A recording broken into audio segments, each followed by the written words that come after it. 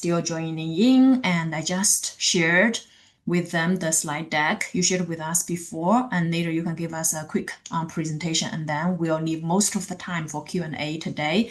And Kyle, do you also remind to record it for us, because I know many of our students who have actually class at this time, so they cannot join. If we can record, that would be great. Kyle, can you hear me?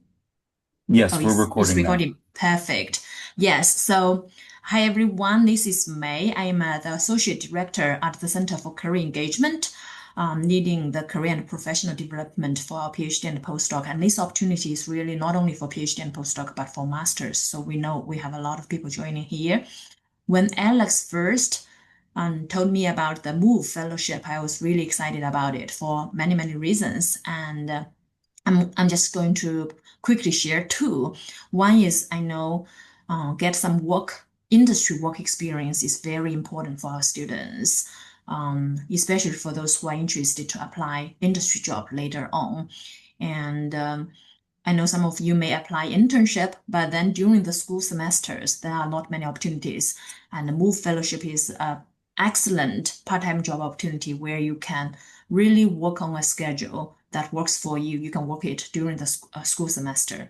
Second, I think is, you know, really nowadays we live in an era of AI. I really hope our students can learn more about AI and really leverage this tool. And this opportunity doesn't require you to have any AI experience.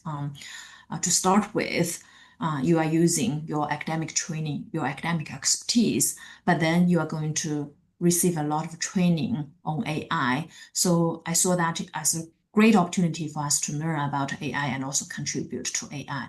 So that's why I'm really excited, and I'm very happy to invite Alex to be here today to talk more about this fellowship. And if you have any questions here, let us know.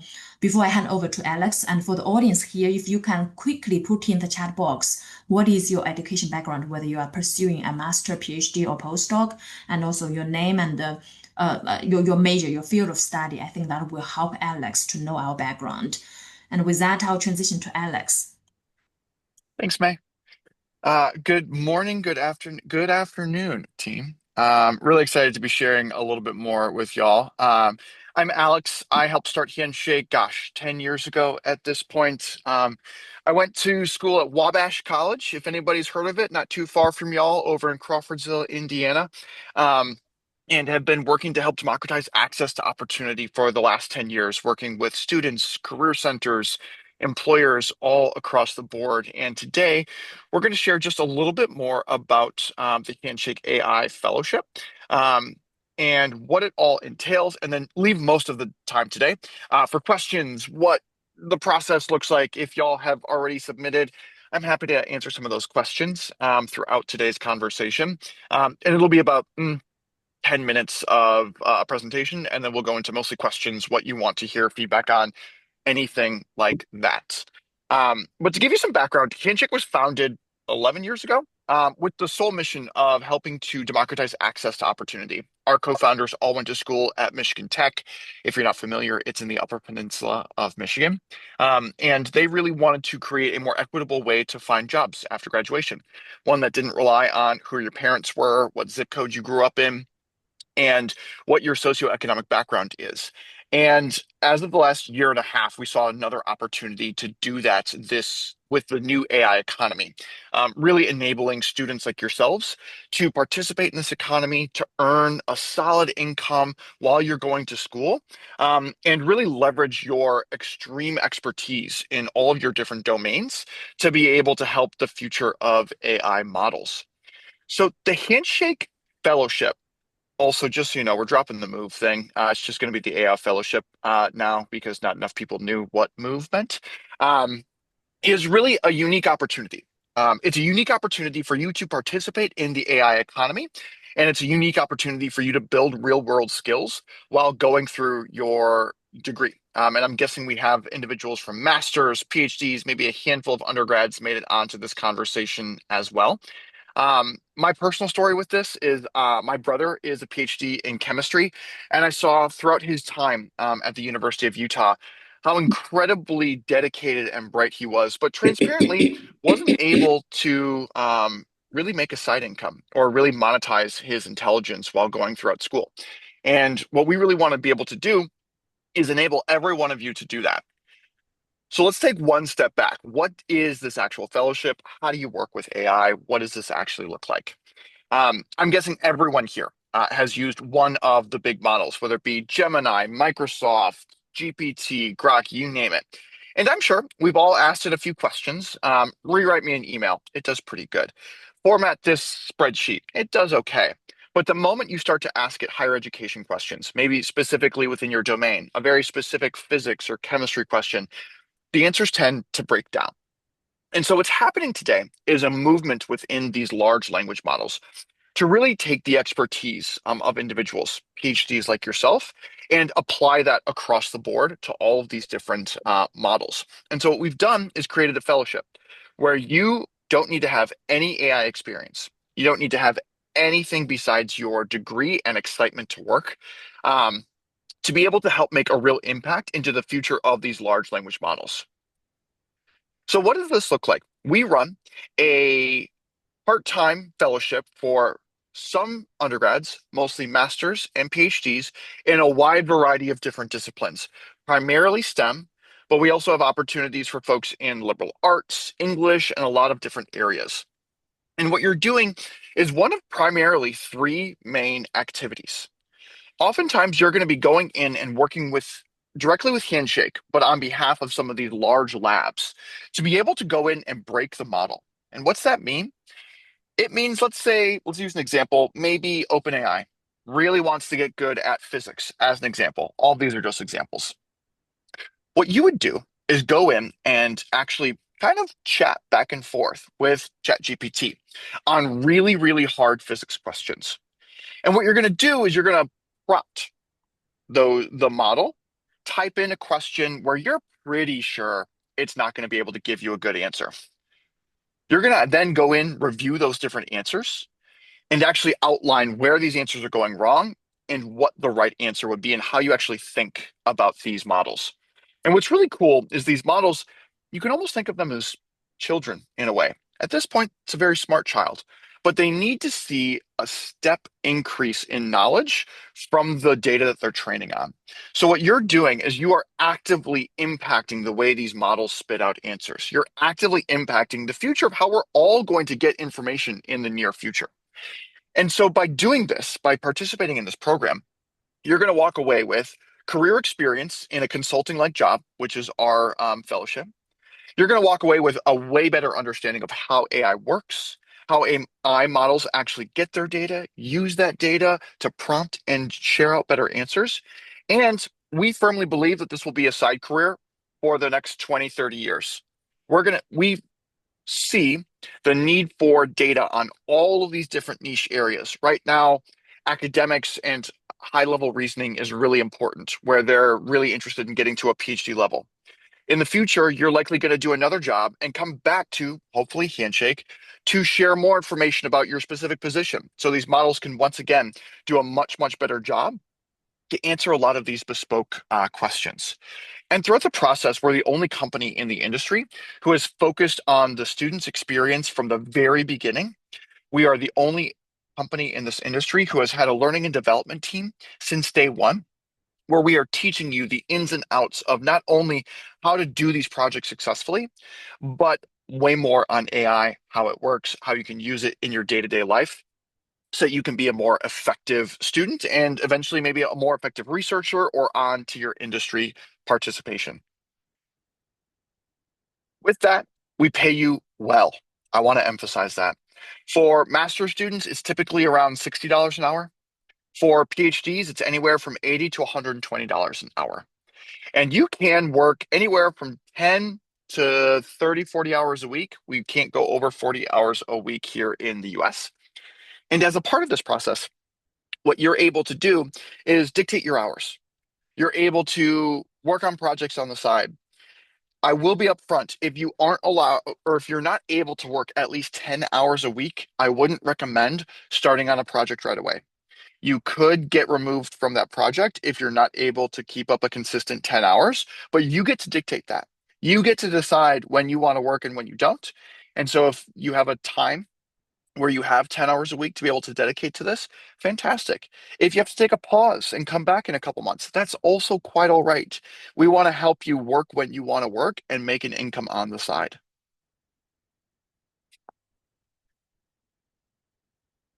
With this as well, the onboarding process is really straightforward.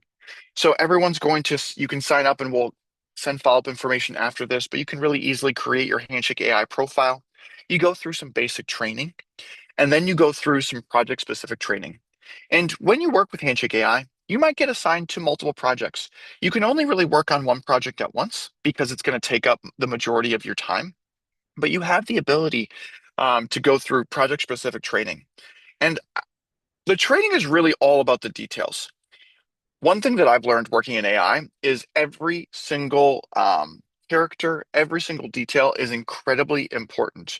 Every typo that you have in the data produced, every wrong answer could really create havoc for these models when they're basing a lot of their answers on the data sets that you are participating in creating.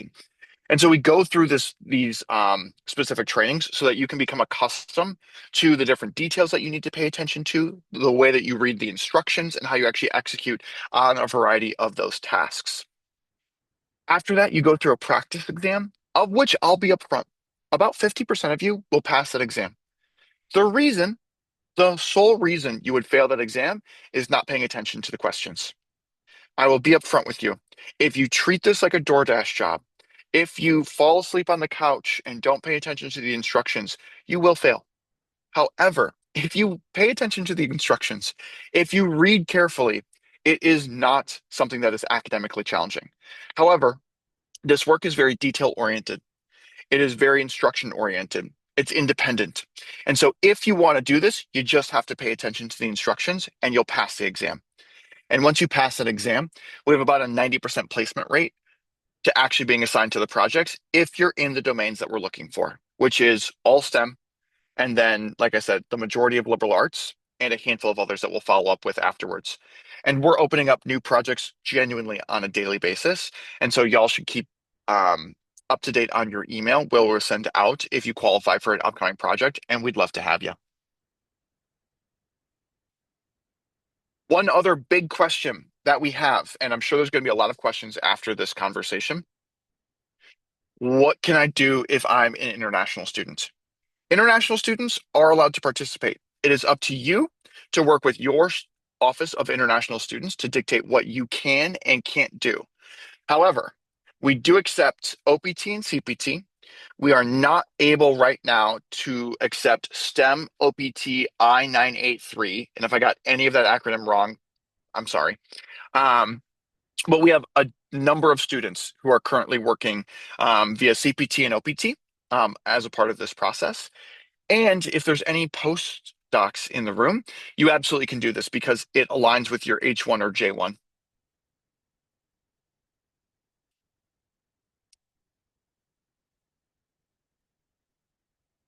And that's a majority of the process. The main thing that I want to highlight here is number one, this is real. I think we all get a text message every other day from Linda over at Indeed saying I can make $1,000 an hour working remotely. Full disclosure, I think those are sketchy as well. I'm here to tell you, I'm a person. I work really closely with May. This is not a scam. It is real. You will make the money if you do the work. And you do have to connect your bank account, which involves you submitting your social security number through a very reputable vendor called Deal. They are a global company. They work with a lot of contractors like this. So if you get to a certain point and you see that you have to submit your social security number, I get that that feels sketchy. It's the only way that we have to pay you and manage taxes. We have to do that part. Just know it's real. We know it can be a part of the process that causes people to question whether or not they should do this. I'm here to tell you it's how you get paid. If you ever become a contractor again, you're going to have to do this part of the process.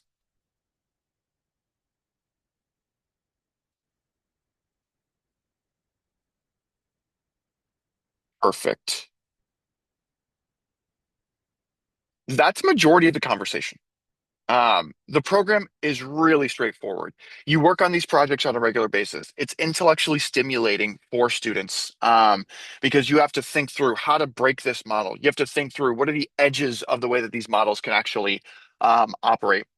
And so, as a part of this, you can go back to future employers, and we have a dozen plus examples of students and PhDs who are actually making this a bit of a side hustle if they don't know where they want to go right after graduation. They're working on these projects until they figure out where they want to land in industry. So, any one of you can participate. We'd love to have you. And I'm going to switch it over to questions now. And I can see a bunch of them in the chats. Yes, and yeah, we'll try to answer them one by one, and feel free to put more questions here. One of the question, Alex, for you is, do we get paid for the application process to become an before you become an official fellow? You get paid if you pass the exam. So right now there's a $250 bonus if you pass the exam. You will not get paid if you do not pass the exam. Great. Will there be an official offer letter for international students who need to apply for the CPT? Yes. So in this slide, which will be shared afterwards and was shared before, it highlights exactly when you will get that offer letter. So just follow those instructions. Excellent. Can I work on this as an international student in the first year of my MBA? I think so, but you should probably consult your international students office if there's any questions there. Yeah. Are we able to apply SSN are we able to apply if our SSN application is still pending? I don't Social know. You should Security. talk to your international students office. Okay. You can apply, but we won't be able to pay you. Mm-hmm. Um, somebody said regarding some of us, including your fellowship, is not possible making a superior AI model with our revision input or inputs Yeah. that could hamper future job of social scientists. Yeah, it's a great question. I think two things. Number one, I look back at a lot of ways that these technologies have made a massive impact in the past. Let's call out the death of investment bankers via Excel, right? Everyone thought that Microsoft Excel, when it came around, was going to be the end of that industry. It's not. It just made them move faster. So I think by participating in this program, individuals will find new ways to work. It will change the future of work, just like every software improvement has across the last 30 years. Um, it is not going to eliminate industries. It is not going to eliminate the way that you work, but it will likely change the way that you work in the future. Okay, great. The next question, I think whether we can use OPT, I think we can. You said that for entering general training, is there a selection process, like several rounds of interview? And maybe Alex, could you also talk about the selection rate, how Yeah, competitive it is? for sure. Um, there is no human involved in the interview process. That's also something that tends to sketch people out. Um, Admittedly, we have 5,000 people working with us at any given time. And so we just like physically cannot have a person on the other side interviewing you manually. So as long as you have the right credentials, as long as you follow the emails that say what the next steps in the process are, and submit your application, you and pass the practice exam, you will be selected to participate in these programs. So right now we have more work available than students assigned to projects. So, and I want to emphasize, if you have the right degree, you will be selected as a part of this process. If you don't have the right degree, we cannot guarantee that you'll be selected. But anyone who comes in with, as an example, a physics background, passes all the exams, we're going to place you on a project. Wonderful. I tried the application process, but had a problem moving on to the identity verification. Seems like a program problem, and the email has not been answered yet. Our support team will get back to you. Apologies for the delay. We have a lot of questions right now. However, if there's any challenges, our support team will get back to you. Okay. How often are payment disbursed once you are a fellow and successfully placed on a project? Payment is delivered bi-weekly. Okay. Or trying to stretch the visualization. Okay. Is the application process ongoing or a rolling basis or other deadlines? It's a rolling basis. We will have this open for a long time. We'd recommend if you have a niche discipline to apply now because we can't guarantee. As an example, we had a musicology program running for about a month that had to shut down. There's not nearly as much work for that as there is for, say, chemistry or math or computer science or some of these other areas. Yeah, there are a lot of questions coming. That is great, but I'm have trouble to kind of follow them. If you have a question Oh, that has not been asked yet, could you raise your hand or unmute yourself and ask directly? I think that might work best. oh, I got a couple questions. Okay. I can grab them. So, Yes. in terms of passport requirements, you can use a for. Have you just try a foreign passport? I don't know that you need a US passport in order to go through the verification process, but I know you will need a tax ID in order to submit your information to deal. So just try the foreign passport. Lauren Johnson, the application process is rolling. It happens all the time. How much time until we go from day 0 to day 1? You've created a Handshake profile, but haven't seen an option to progress further. Submit a request to support, and then check back in to see if you're missing any of the steps. If you have submitted your profile, you should be prompted to join the Canvas program. So just check your email to make sure that you're receiving the notifications, and or you should have verified your identity through Persona. Mickey, you went through the verification process, got approved, waiting, got an email about waiting for a project that can match my profile. Once you get an email saying you're in the holding pin, there's nothing more that you can do. If you have a domain that isn't required right now, we will notify you as soon as there's a project ready for you. The right degrees are generally STEM. STEM is where the focus is. We will open up some generalist work here in the next week or so that does pay a lot lower. It's about $30 an hour. Still good money on the side. That can be open to anyone. But in terms of the degrees, if you're in a STEM master's or PhD, those are the programs we're really looking for right now. The training process is about 30 minutes to 3 hours, depending on how long you take on it, but it's not very long. And then the practice exam is again about 30 minutes throughout the process. There is no deadline for applications. This is a rolling basis. Um, is there a certificate? If this is something related to OPT and CPT, generally speaking, you can create an offer letter that we will sign as a part of that process. I'm talking about H1B, the non-cap H1B. Oh, So do we get a certificate, or how long we need to work before we can get a certificate? if you talk to your international student office of what type of Yes. certificate you need, we can get you whatever you need. We Okay. sign these letters all the time, so we don't necessarily like we have offer letters and things like that that we've typically signed. If you need something different, just let us know what you need, and we'll get it signed for you. Okay, great. Thanks. Yeah. For F1 students, yes, you typically need to use OPT and CPT in order to do this. This is an area that I'm not nearly as familiar with, and this is something, the key terms that you bring to your international student office is, I want to be a 1099 contractor. What do I need to use in order to do that? And these are just things that aren't actually related to us. It's really on you to figure out how you can use your OPT and CPT, and we'll sign off on whatever. But the onus is on you to figure out your best situation.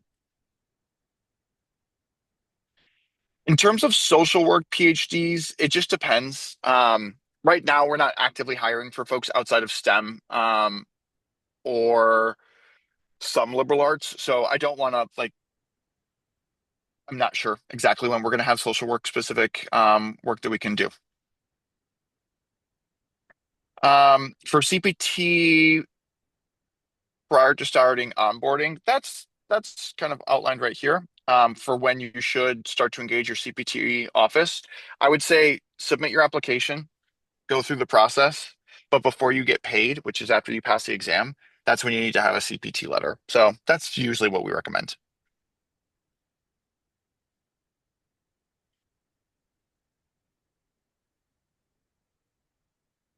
And then there's a few questions here that are in line with like, when can I start working? You can start working whenever. This project is going to be open for a long time. I would say the next year, year and a half. So if anyone has questions related to when can I start working or when can I apply, the answer is you can apply whenever. And we are doing this on a rolling basis. Alex, I think there is also a question to see whether they will get any certificate. I don't know what a certificate is, but if you have an example or if anyone like we have an offer letter, but we don't necessarily provide. I just don't know if there's a specific certificate that you're looking for. But we can sign something if y'all create it. Also, I received a question earlier by email. They're asking, what are some of the examples of these practice assessments? How is success competency evaluated? And how can we stand out when we complete them Um, for the practice assessments? yeah, they are. I mean, it's all AI driven. So the answers are reviewed, and then once you get to the practice exam, it does take anywhere from 48 to 72 hours because we use part AI, part human, who actually reviews your answers. By the way, the number one thing that I can recommend, we know when you're using large language models to produce your answers, you will be banned from participating in this program if you use any sort of AI to create any sort of answers. Don't do that. The whole goal is to create answers that are outside of AI. If you use AI, Grammarly, anything, you will be banned forever from participating in this program. So, like, please don't do that.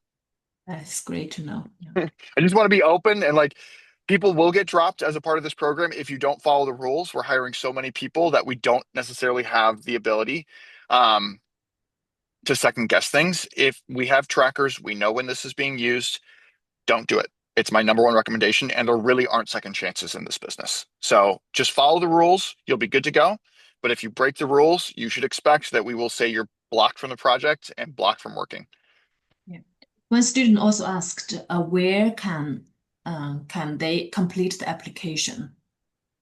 AI.joinhandshake.com, and we'll follow up right after this with a link to that doc. One student said he is a data science master program student. Should he select computer science? Yeah.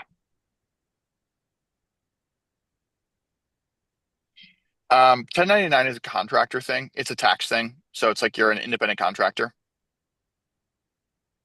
It's just like a classification of employee where you're part-time and you like don't receive benefits, things like that. Um, One person also asked about interdisciplinary backgrounds. The answer is yes, right? Like, by all means, participate in these programs. Neuroscience, philosophy, like that's totally fine. I would lean on your STEM background when you're submitting your application versus your liberal arts backgrounds because we'll probably be looking for more of that right now. But absolutely. And as a side note, these interdisciplinary mindsets is something that AI is really bad at, but we're really excited about helping to support. As an example, take a physics approach to a social problem or take a English approach to a STEM problem. So this is really valuable feedback. One student also asked, is the exam scored on speed of completion or just accuracy of response? Accuracy, not speed. Okay. One student also asked, for postdoc, you said they're eligible to apply because the requirement aligns with the J1 visa. But I think the slide also says maybe postdoc is not eligible. Can you say which one is true? Postdoc is eligible. Very much so. Mhm. And then just to like clarify with Grammarly, I get it, just don't. Like I completely understand if English is your second language. I would double check things in like a Google search bar. If you use AI tools, it's not going to be good for you. Maybe you can pass. I'm just letting you know what the requirements for the program are. And if we detect AI is being used in those language components, don't. Postdocs are eligible. If you are a postdoc at WashU, you are eligible for this program.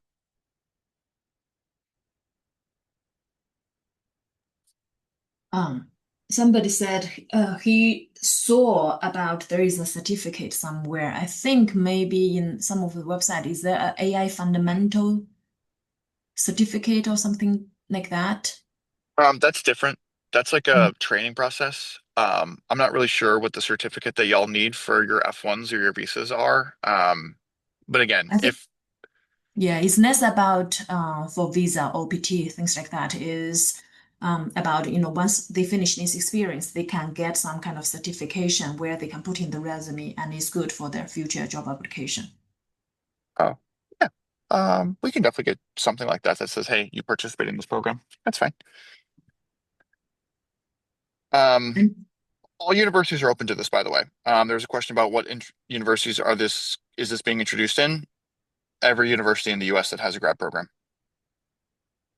Alex, could you maybe also talk how many WashU students have already been participating in this program? What are some of Oh, their I want to say feedbacks? 150 participated. I can't remember exactly how many are actively working right now. But by all means, like you should definitely participate.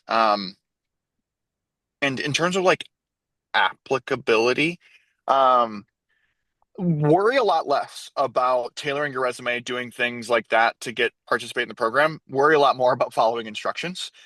If you're in a domain that we want and you follow the instructions, submit the practice exam and go through the process, you'll be selected. So from that perspective, it's less about like a formal job interview process where we're selecting you based on these skills. These programs, honestly, are much more open than that. So I wouldn't worry so much about like a formal interview process. This is mostly on, are you willing to do the work on a consistent basis? Are you going to show up and join the meetings on time? And then your PhD is all you need. And that's like the benefit of it. It doesn't require a ton of specific skills outside of your PhD because you're working so much within your specific domain and your unique skill set is what we're looking for. Any other questions? Feel free to unmute or raise your hand to ask. Yeah. Alex, maybe could you give them one last piece of advice regarding to the AI fellowship, also maybe other opportunities at Handshake? Yeah. Also, yes, you can get hired at any time and you can quit at any time. We'd love to have you though. We don't want you to quit. But you are allowed to drop out of the program whenever you want to. Um, three main things. Number one, I would apply sooner than later, especially if you have a more niche background. And then anyone in the medical community, we have a ton of opportunities for folks there, as well as finance, statistics, and other areas. Um, I would say keep on your email. That's the number one way that we communicate. Reach out to support if you have specific questions. Um, and like I said, don't use LLMs if when you're doing the work or submitting your applications because that's the number one way that students get blocked, to be honest.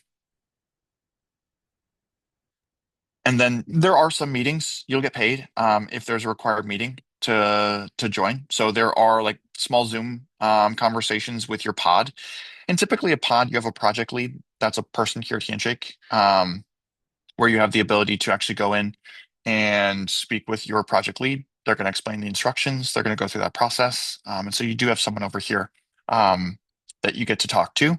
But because it's remote work, the benefits that you get working remotely, working for good pay, working independently, those benefits do come with some independence that you require. So if you're someone who wants to talk to someone on a daily basis, or if you're someone who wants to have a ton of feedback 24/7 on your work, it's not the opportunity. This is not like a formal internship. You're not getting a hands-on boss where they're going to be giving you super specific instructions of how to do the work. The benefits of being paid well and being remote also come with some drawbacks that I just want to be upfront about, right? We want you to participate, but we also want you to have a very clear idea of what the program looks like. Great. Alex, is this opportunity open to alumni who already finished their master, PhD, or postdoc study? Definitely so. Invite your friends, invite your colleagues. I can't tell you how many transitioning parents we have who may have gotten their PhD, wanted to have a family and take a pause in the workforce for a few years who are participating.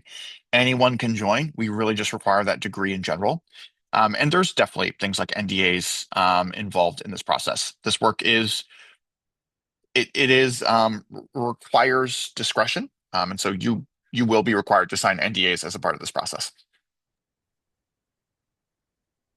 Alex, could you also talk a little bit more? Like, for example, you mentioned currently you have about 5,000 people who are working on this fellowship, this project.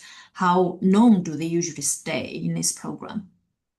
Um, Usually about 4 to 6 weeks is the typical drop off that we see. We'd like to keep you for longer. It's usually at the student's discretion if they just life gets in the way, classes or other things get in the way. We would like to keep you for a long time. That's ideal. We want folks working 6, 12 months. But inevitably life gets in the way and so they drop out. However, this is something that you can consistently do for a while. One question he also said, do you suggest applying now if we will not have time in the near future but want to participate later? I'm not sure whether you answered that one. Can you say that again? Do you suggest applying now if we will not have time in the near future but want to participate later in future? Um, that doesn't really matter. You can apply now or apply later. Could you also talk a little bit more what type of training you will provide to the AI fellows? Can you say that one more time? Sorry. What type of training you are going to provide to the AI Oh, fellows?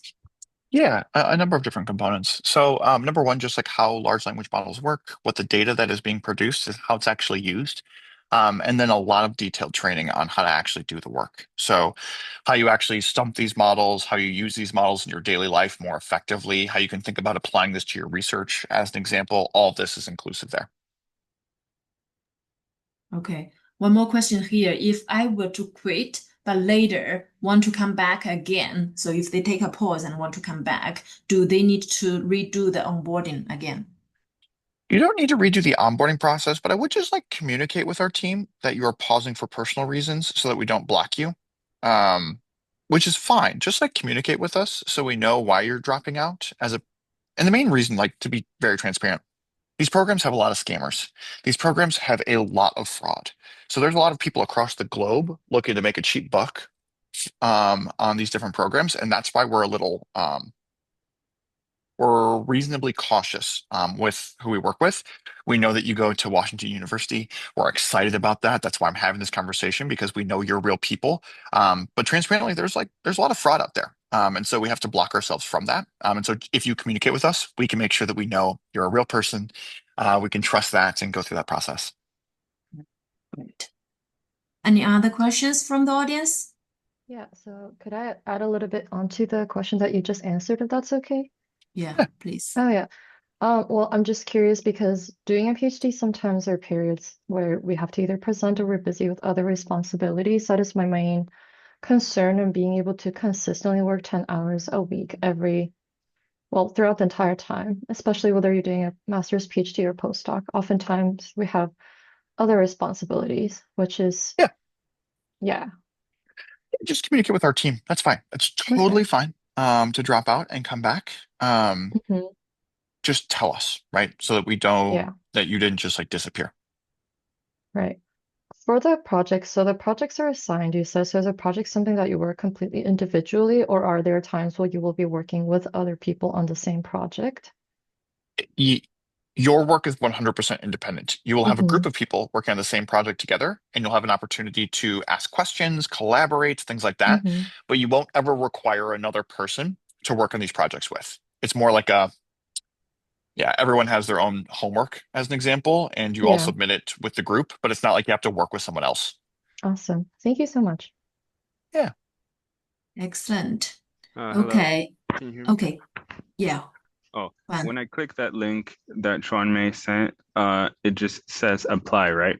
Then you click it and then you log in and then it just disappears. No longer allows you to apply. Is there a better way to apply? Because it's also not on the Handshake when it says you are registered for the event, which is how I got here. There's no apply button. So just wondering how to apply. We'll send out detailed instructions right after this. So everyone just keep an eye on your email and we'll get you like the apply link to make sure everyone can get through the process. Thank you. Excellent. Okay, one more question, Jessica.